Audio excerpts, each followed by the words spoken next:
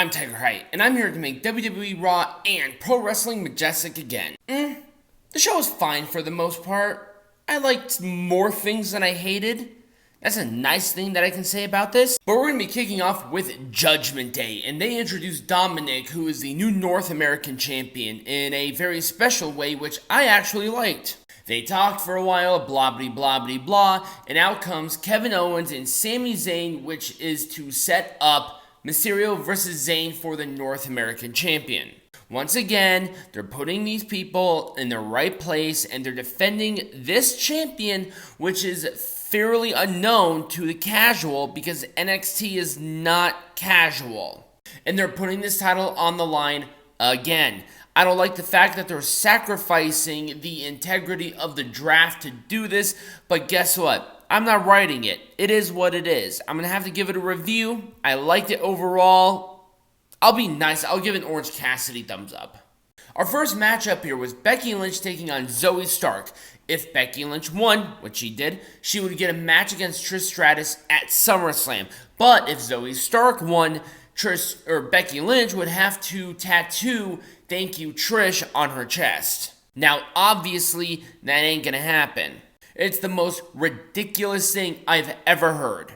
And yeah, sometimes some ridiculousy, I'm gonna make that a word, ridiculousy is something that's good, but in this case, it was not. It was actually kind of distracting and kind of bad. The match itself was fine overall, but the stipulation was weird. I feel like they could have done something maybe a little bit different there. What it could have been, I don't know.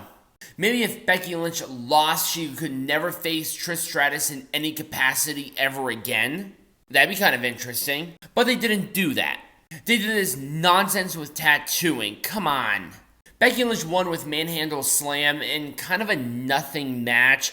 God, I'm going to be incredibly nice here because I'm generally in a good mood right now. I'm going to give it an Orange Cassidy thumbs up. Up next is a Cody Rhodes segment. If you heard the one Cody Rhodes segment, you have heard all the Cody Rhodes segments. I'm not saying that it was bad. I'm not saying that it was not pushing the story because Lesnar was not there. I'm just saying that if you've heard one Cody Rhodes segment, you've heard all the Cody Rhodes segments. And because of that, it gets an Orange Cassidy thumbs up, and that's being nice.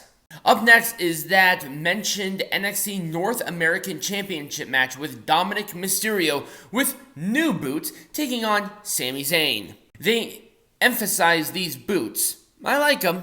I kind of dig the purple, but sometimes those little details are hit and miss. This was definitely a miss. Maybe if one of them was like a loaded boot and he took it off and nailed Sami Zayn with it and he was like fucked, then maybe I can get it like what El Phantasmo did back in the day. God, that would have actually been really cool. The match overall was fun. Once again, Dominik Mysterio putting on good matches with good wrestlers for this North American champion. I'm on board with it. It was a roll-up for the win. I'm going to give it a full thumbs up. Up next, we have Bronson Reed taking on Tommaso Ciampa. They're continuing this whole big Bronson Reed nonsense, which is exactly what it is. It's nonsense. But despite that, they actually gave this match a lot more time than I thought they were ever going to. Very dynamic, interesting. Shinsuke came out to watch the match, which I kind of liked because it gave just enough of a distraction for Bronson Reed to pick up the win with the tsunami. I mean, I don't even hate the match. I did like this match. I was surprised about it too. I'll give it a full thumbs up, why not? So the original match was supposed to be Liv Morgan taking on Rhea Ripley, but I'm not sure if it's because Liv is still hurt or not, or they're just continuing the story with Raquel. Basically, Rhea Ripley injured Liv further, stomping on a chair which was wrapped around Liv's arm, and I did like this. It shows Rhea Ripley's, ironically, brutality. And I think this is kind of what it needed, that little niche in there, because obviously Raquel and Liv are friends. They're former two-time tag team champions. They should have that bond, and this attack, even though there wasn't a match, was exactly what needed to happen. Rhea Ripley should only be defending the championship at this point. And they kind of put themselves into a rock and a hard place, and I thought they actually got away with it somewhat unscathed. I'll give it an Orange Cassidy thumbs up, and that's being nice. I probably would have booked it somewhat differently and maybe some help with Judgment Day, but that's just me. So even though Logan Paul was the person that they promoted here, it started off with Ricochet talking about and challenging Logan Paul to a match at SummerSlam. And that ended up being where Logan Paul attacked Ricochet and accepting the challenge. Oh my god, that's going to be awesome. But that was not the end of the segment. Logan Paul was recording himself. Ricochet attacked him, hitting standing shooting star and looking like a star. Oh my god.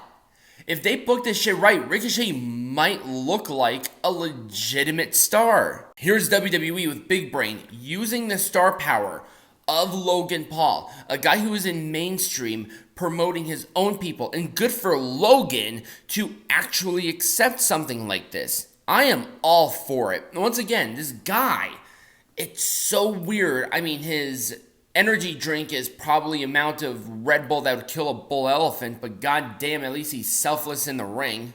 And up next was a squash match. Damian Priest, Apollo Crews. It's our first experience with Apollo Crews since returning to the main roster. South of Heaven. Slight work. Thumbs down. So usually I say a 2-for-1 here, but I don't have to do that anymore, where we had Gunther and Drew McIntyre have their face-to-face. It was fine up until Ludwig Kaiser got involved, which actually made it better. And Drew McIntyre challenged Ludwig to a match, which happened here. These guys look fairly similar, and I dig it. There were some people who were legitimately saying that Ludwig overshadowed Drew. I don't know where they got that. That's ridiculous.